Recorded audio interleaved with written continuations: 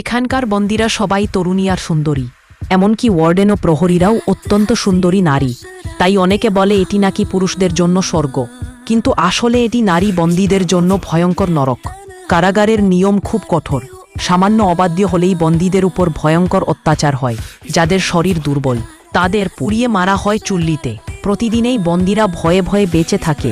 এমনই পরিবেশে আসে বেলা, যার সাজা আজীবন কারাদণ্ড।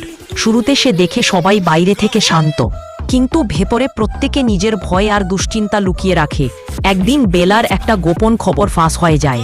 সে তার প্রেমিক হংয়ানের কাছে চিঠি পাঠিয়েছিল, কিন্তু সেই গোপন চিঠি ধরা পড়ে যায় কারাগারের দুষ্টু মহিলা বন্দী কালো আপার হাতে।